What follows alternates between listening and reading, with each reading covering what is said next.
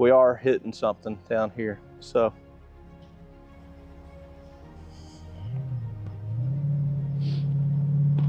it's got to be it. My baby brother was born in March of 1957, and he was born with multiple birth defects and a very hard birth.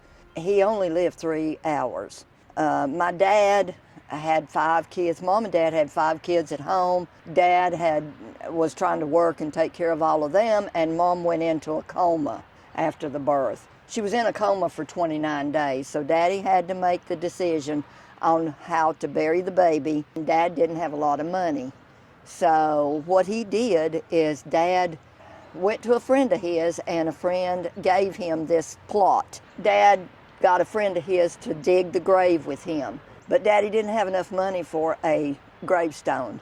The week before Daddy died in 2005, we were sitting at the kitchen table, and Daddy said, "Sissy, will you try to find Glen's grave and put a marker on it?" And I said, "Daddy, I promise I'll try." I brought the man that helped Daddy dig the grave up here, and he pointed out this area. Okay. But he couldn't remember. He was 80 years old. He couldn't remember the right spot. Since Daddy dug the grave, the church had no record of it, so there's no way to find out. So when I found you, it was like, well, I'm gonna just send him a text and see if he will help me out, and I gave him a little version of the story. Now we're gonna go see if we can find this grave. Yep. And I want to put a marker on it, and I want it to say, "Promise made, promise kept." Let's go get to it and see if we can find it. We're gonna start right here. We've marked off 4 flags right here. Here, here, and here. And this is an approximate area of where her father's friend thought the grave was. So we're gonna go back and forth, north, south. That's pretty shallow for a grave, but we're gonna mark that one. That could be one too, though.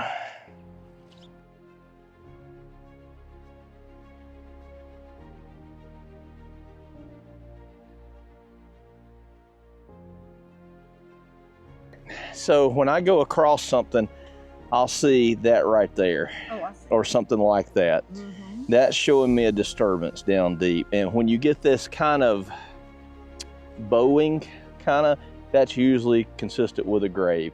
And so this black line right here, when I pulled it back, it moves the gears in this wheel back, so it shows me. Now, and as I push forward, I can see where that fades off.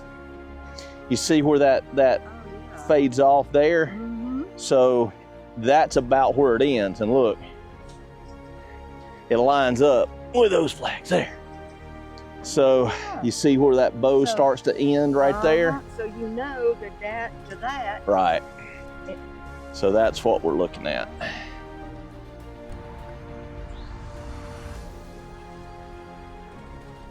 We've run the north-south way of the graveyard. We've lined out everything that could be a possibility. Now we're gonna run the east-west, and we're gonna get a really good look at the length of them. We've got at least 2 good possibilities. One, I think, is probably an adult, and the other could be Glen's grave. So we're gonna go check that now. It fits with the dimensions that we've gotten from the funeral home. I'm gonna go over the target. We're coming from east to west now over the target.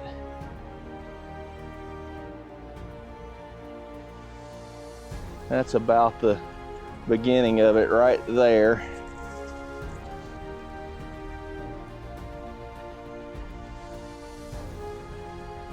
All right, so I'm gonna turn the radar off. We've talked to the family. It says, okay, the baby was buried in a vault, so we're gonna probe it now with a probe, see if we can hit the concrete vault. All right, guys, so with any old graveyard, you're gonna find potentially multiple unmarked graves. So that left us with a challenge. We needed to find a way that we could determine if this grave was one of the older ones or not. So Margaret got in touch with the funeral home that actually handled preparation of her brother's body, and found out that he was buried in a Serenity casket, which is, I'd never heard of it, but it's basically a concrete casket / vault all made into one. It all goes into the ground together. So that's going to help us determine it from some of the some of the older graves that would have just been wooden and possibly rotted away. And the way we do that is probing those graves. So we're going to keep going and see if we can find anything that matches what we're looking for.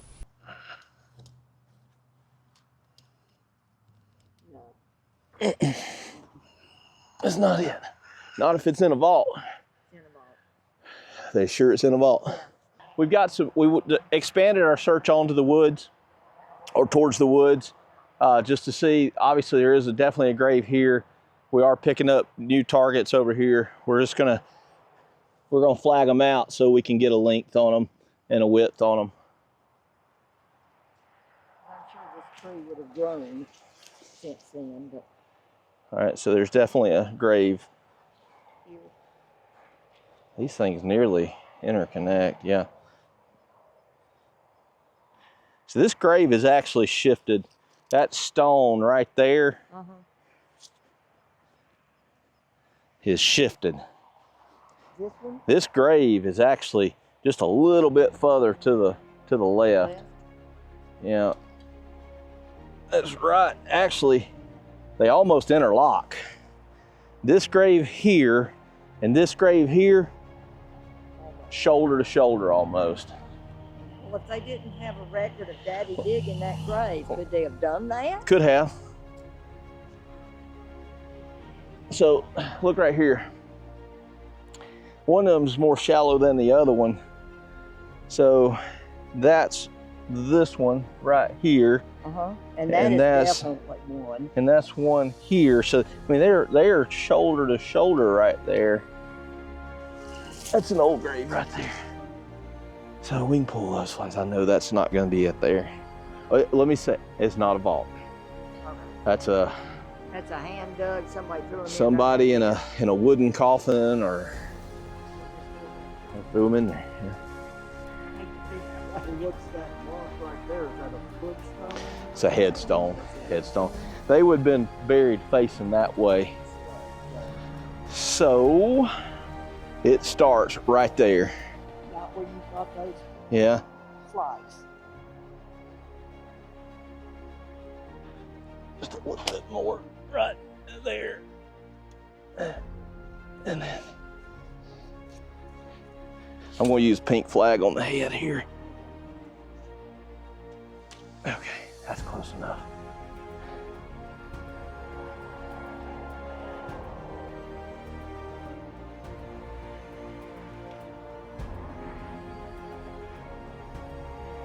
There we go.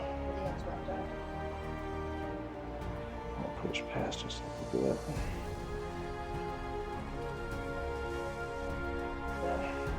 Yeah, about right in there. All right, so what we've got a grave signature here.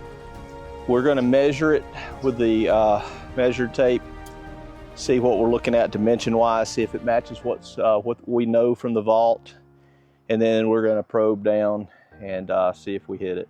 So that's about 4.5 feet. So it was 3 feet. They're going to dig a little bit longer and a little bit wider for it. Okay. And we're going to measure across. Let's measure across right here. See, that's yeah, that's about a little over 3 foot that way. And that would have been, it said 2 foot, so Daddy would have dug a little bit more. A little bit more. Let's grab that probe right there, and you're wanting us to probe the grave to see if we can hit anything. Yes. It gets soft, so it's definitely been dug in. We are hitting something.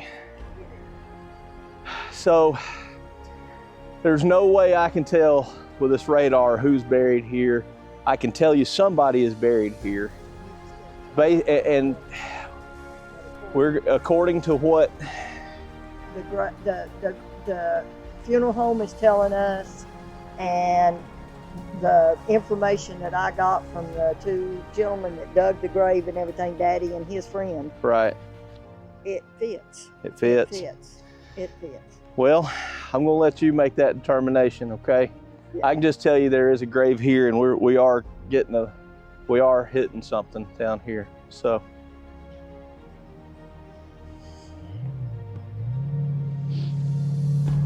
It's got to be it. It's it. I feel it.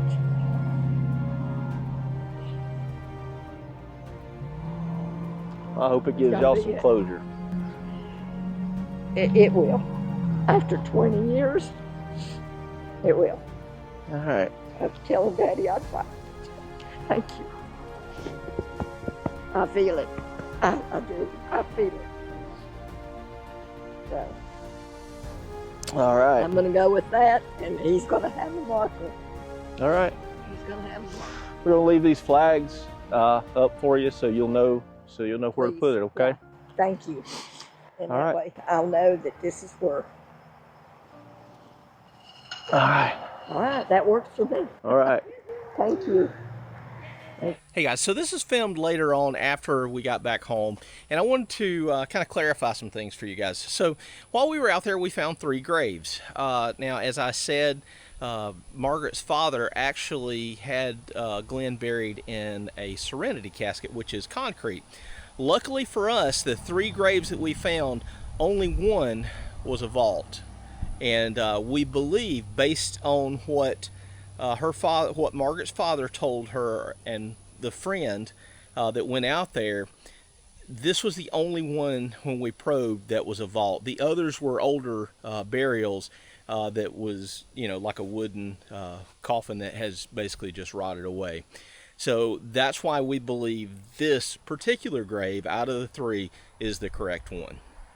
So if you guys have a case like this, or you know of some cases that you're interested, reach out to us. You can contact me, Heath Jones at HistorySeekers.net. We'll be glad to help you. Just be aware, I can't magically tell you who's buried in an unmarked grave with a GPR. All I can tell you is there's a disturbance there, okay? So you have to have some information, be it from the graveyard, the cemetery, or the funeral home, something else that we can go on, because with any old cemetery, you're usually going to have a lot of unmarked graves. Even if you don't think so, they're usually there. And that's what we experienced today. Luckily, we were able to take the information that we had from Margaret's family, and she did a lot of great research for us, and we were able to take that with our information and come to a conclusion of what we think is Glenn's grave. If you have a case like this you want us to work, let us know. Let us know what kind of information you have to go with it, and we'll do our best to help you as well.